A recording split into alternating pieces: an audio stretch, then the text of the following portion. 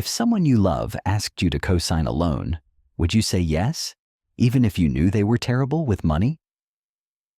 That's exactly the spot I was in, and what happened next almost cost my mom her retirement. My brother Marcus called me 3 months ago, asking for help with a car loan. Just needed me to co-sign, he said. Simple favor between family. I told him exactly what I thought about his financial decisions.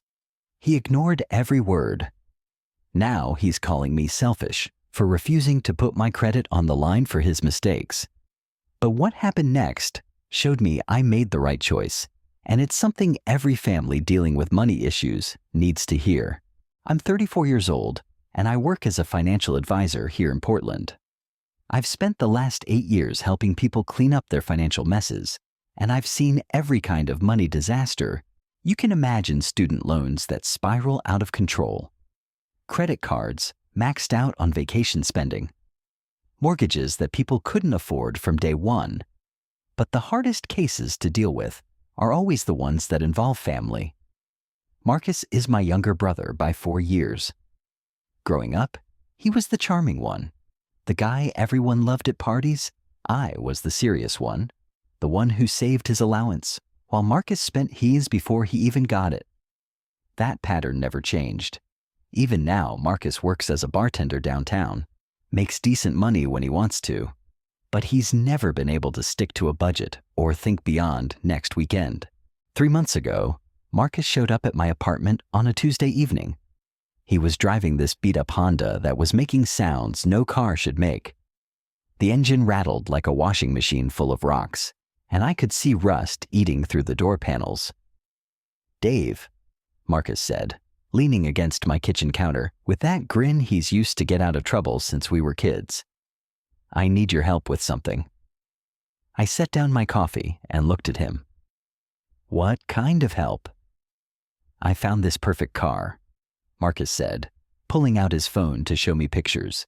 2019 Dodge Charger, V8 engine, only 45,000 miles. The dealer says it's in excellent condition. I scrolled through the photos. The car was bright red with black racing stripes. It looked like something a 20-year-old would buy to impress girls at the local community college. "How much?" I asked. $28,000, Marcus said quickly. But here's the thing. My credit isn't quite where it needs to be for the best rates. The dealer says if I have a cosigner with good credit, they can get me approved at 6% instead of 15%. I handed his phone back. "Marcus, you make maybe $35,000 a year. A $28,000 car is way too much." "It's not too much," Marcus said, his voice getting defensive. "I need reliable transportation for work. This Honda is going to die any day. Then buy a reliable used car for $10,000, I said. Something practical. A Toyota Camry or a Honda Civic. Cars that won't break down but won't break your budget either." Marcus shook his head. "Dave, I'm 30 years old. I'm tired of driving garbage. I want something nice for once in my life." I sat down at my kitchen table and gestured for him to join me. "Let's talk numbers. You bring home maybe $2,500 a month after taxes. Your rent is $800. That leaves you with $1,700 for everything else. Food, insurance, utilities, entertainment, savings. If you take on a $400 car payment plus insurance on a sports car, you're looking at maybe $600 total per month. That's over a third of your take-home income. I can handle it," Marcus said. "And besides, I'm thinking about picking up some shifts at another bar. Extra income." "You've been thinking about extra shifts for 2 years, I said. "When have you actually followed through?" Marcus's face hardened. "So you won't help me?" "I'll help you buy a reasonable car," I said. "Something you can actually afford. But I'm not co-signing a loan for a car that costs more than half your annual income." "The dealer says the Charger will hold its value better than some economy car." I pulled out a piece of paper and started writing down numbers. "Marcus, look at this. even if the charger holds its value perfectly, which it won't, you're still paying 6% interest on $28,000. That's nearly $1,700 in interest alone over the life of the loan. Add in the higher insurance costs for a sports car, and you're looking at maybe $8,000 extra compared to buying a reliable used car with cash. Marcus stared at the numbers, but I could see he wasn't really processing them. His mind was already made up. He wanted that red Charger, and he was going to find a way to get it. "Dave, I'm not asking you to pay for the car," Marcus said. "Just cosign. Put your name on the paper. If I make all the payments, which I will, it doesn't cost you anything. And if you don't make the payments, I will. But if you don't..." Marcus stood up from the table. "Why are you being so negative? Why can't you just support me for once?" I looked at my brother, this guy I'd grown up with, shared a bedroom with for 15 years, and I felt that familiar mixture of love and frustration. "Marcus, I'm trying to protect you, and I'm trying to protect myself. Co-signing a loan means I'm legally responsible if you can't pay. My credit gets destroyed along with yours." "You make 6 figures," Marcus said. "You could afford the payments if something happened." "That's not the point," I said. "The point is, you're setting yourself up to fail. This car payment is going to eat up your budget. The first time you have an unexpected expense, a medical bill, or your hours get cut, you won't be able to make the payment. Then I'm stuck with a loan I never wanted." Marcus grabbed his keys off my counter. "Fine, I'll figure it out myself." "Marcus, wait," I said, following him to the door. "Let me help you find something reasonable. We can go car shopping this weekend. Look at some certified pre-owned cars in the 15,000 range. Something reliable that you can actually afford." "I don't want your charity," Marcus said. "I want your support. Supporting you doesn't mean enabling bad decisions." Marcus paused at my door, his hand on the handle. "You know what, Dave? Sometimes I think you forget we're brothers. Sometimes I think you care more about spreadsheets than you do about family." Those words stung, because part of me wondered if he was right. Was I being too harsh? Was I letting my professional training override my family loyalty? But as I watched Marcus drive away in that rattling Honda, I knew I was making the right choice. The numbers didn't lie, and neither did Marcus's track record with money. 2 weeks later, Marcus called me. He was excited, talking fast, like he always did when he thought he'd pulled off something clever. "Dave, you're not going to believe this," Marcus said. "I got the Charger. Found another way to make it work." My stomach dropped. "What do you mean, another way?" "I got Mom to cosign." "Another way?" "I got Mom to cosign." The phone went quiet for a moment. I could hear traffic in the background, probably Marcus calling from the dealer lot. "Mom cosigned?" I repeated. "Yeah, she said family helps family, unlike some people." His voice carried that edge he got when he thought he'd won an argument. I sat down heavily in my office chair.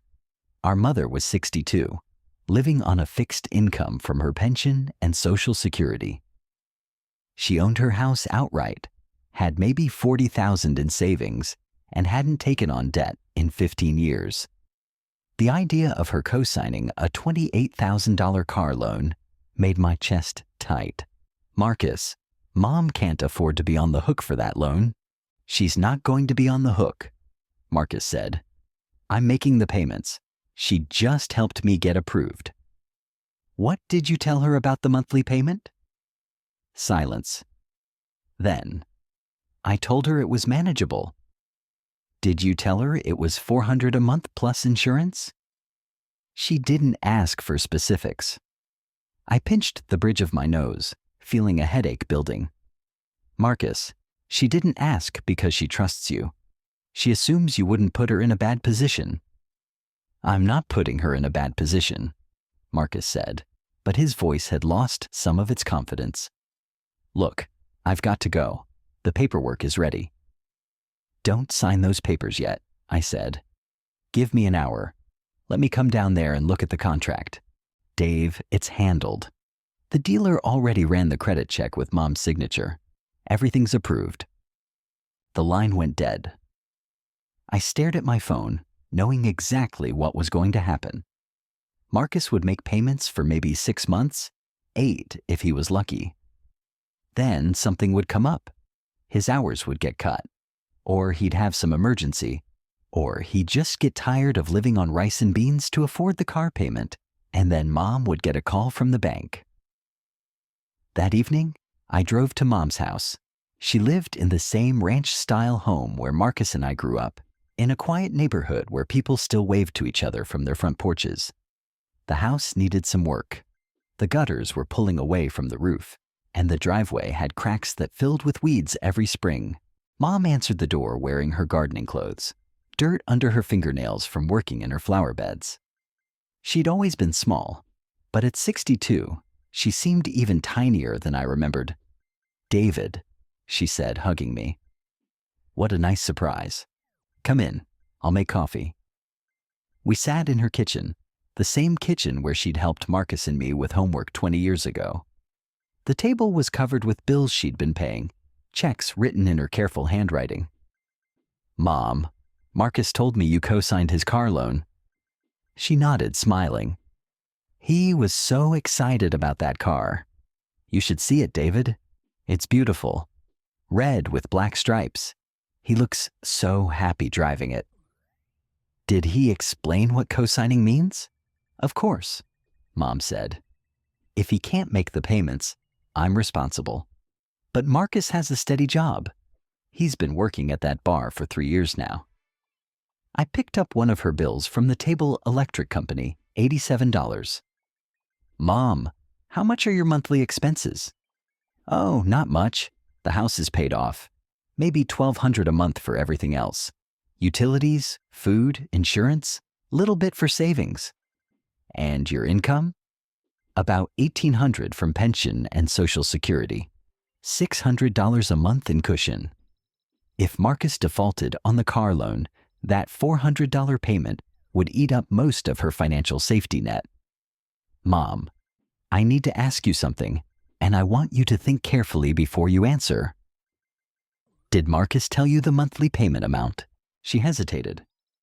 "He said it was reasonable." "But did he give you a number?" "Not exactly. He said it would be fine with his income." I felt anger building in my chest, not just at Marcus, but at the dealer who'd let this happen. "Mom, the payment is $400 a month, plus insurance, which for Marcus with a sports car is probably another $200. $600 total." The color drained from her face. $600? Every month? Every month for 5 years. Mom set down her coffee cup with shaking hands. "I thought it would be maybe 200 something small. Marcus makes about $2,500 a month after taxes. $600 for the car means he's spending almost 25% of his income on transportation. That's before gas, maintenance, and repairs." "Oh dear," Mom whispered. I didn't understand. He seemed so confident.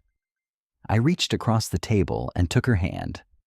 "Mom, there might still be time to undo this. Most states have a cooling off period for major purchases. Let me call the dealer." "But Marcus will be so angry." "Marcus will get over it. But if he defaults on this loan, you could lose your savings. Maybe even the house." Mom looked around her kitchen, at the home she'd lived in for 35 years. "I was just trying to help him. He said you wouldn't co-sign because you don't trust him." "I didn't co-sign because I love both of you too much to watch you destroy your finances over a car he can't afford." The next morning, I called the dealership. The finance manager, a guy named Rick, who sounded like he'd been selling cars since the Carter administration, was not helpful. "The contract is signed and the vehicle has been delivered," Rick said. "No cooling off period on auto loans in Oregon." The cosigner was misled about the payment amount. "Sir, All the terms are clearly stated in the contract your mother signed voluntarily. She's 62 years old and on a fixed income. This loan could destroy her financially. That's not our responsibility. We provided financing for a qualified buyer. I hung up, furious. The dealer had seen a young guy with bad credit and an older woman with good credit, and they'd made their sale without caring about the consequences. Marcus avoided my calls for the rest of the week. When I finally reached him, he was defensive and angry. Dave, I'm making the payments. Stop trying to sabotage this. I'm not sabotaging anything. I'm trying to prevent a disaster. The only disaster is having a brother who doesn't support me. Marcus, you lied to Mom about the payment amount. I didn't lie. I just didn't give her every detail. You told her it was reasonable without telling her it was $400 a month. She didn't ask. She trusted you. There was silence on the line. Then Marcus said, Look, I know you think I'm going to mess this up, but I'm not. I'm going to prove you wrong. I hope you do, I said. But if you don't, Mom pays the price. 2 months later, Marcus called me on a Thursday morning. I was in my office, reviewing client portfolios before the market opened. Dave, I need to talk to you about something. His voice sounded different. Smaller. The cocky confidence was gone. What's wrong? The bar cut my shifts. New management came in, brought their own people. I'm down to maybe 20 hours a week. My stomach dropped. What does that do to your income? I'm bringing home maybe $1,500 a month now. I'm looking for another job, but it's going to take time. I did the math in my head. $1,500 minus $800 for rent left $700. The car payment and insurance ate up $600 of that. Marcus had $100 a month for food, utilities, gas, and everything else. How many payments have you missed? None yet, but I'm going to miss this month's payment. It's due tomorrow. Have you told Mom? Not yet. I was hoping I could figure something out first. I leaned back in my chair, looking out the window at the Portland skyline. Marcus, you need to sell the car. I can't sell it. I owe more than it's worth. The dealer said it's worth maybe $23,000 now. I still owe $26,000. $3,000 underwater after 2 months. The depreciation had hit exactly as I'd predicted. Then you need to tell Mom what's happening. I can't. She'll be so disappointed. She'll be more disappointed when the bank starts calling her. That afternoon, I drove to Mom's house to have the conversation Marcus couldn't face. She was in her garden, deadheading roses with the same methodical care she'd always brought to everything. When she saw my expression, she knew immediately that something was wrong. It's about the car loan, isn't it? Mom asked, wiping her hands on her gardening apron. Marcus lost most of his shifts at the bar. He can't make this month's payment. Mom closed her eyes for a moment, then walked to her porch steps and sat down heavily. How bad is it? Bad. He's bringing home $1,500 a month now. After rent, he has $700 left. The car costs $600. $100 for everything else, Mom said quietly. Food, gas, utilities. He's going to default, Mom. Maybe not this month, but soon. She looked at her house, at the flower beds she'd spent decades nurturing, at the life she'd built on careful budgeting and modest dreams. What happens when he stops paying? The bank will call you. They'll expect you to make the payments. If you can't, they'll repossess the car and you'll still owe the difference between what they sell it for and what's owed on the loan. How much would that be? Probably $3,000 to $5,000, maybe more. Mom's hands shook as she processed the numbers. This woman who'd raised 2 boys on a teacher's salary, who'd never missed a payment on anything in her life, was facing financial ruin because she'd trusted her son. I have some savings, she said. Maybe I can make the payments for a few months while Marcus finds another job. Mom, No, that's exactly what you can't do. Making those payments will drain your emergency fund. What happens when you need car repairs or medical bills or the furnace breaks? Then what do? That conversation with Mom changed everything. We worked together to help Marcus surrender the car voluntarily, which minimized the damage to both their credit scores. Marcus found a reliable used Toyota for $8,000, paid cash with help from both of us. He was angry for months, but eventually admitted I was right. Sometimes protecting the people you love means saying no to their worst impulses. Real support isn't enabling someone's bad decisions. It's helping them make better ones even when they hate you for it. Trust your instincts when family asks you to cosign anything, because the numbers never lie about what people can actually afford. Before you ever cosign for a friend or family member, hear this story all the way through. Then tell me in the comments, would you have signed or walked away? And if you know someone about to help with a loan, share this video with them before they pick up the pen.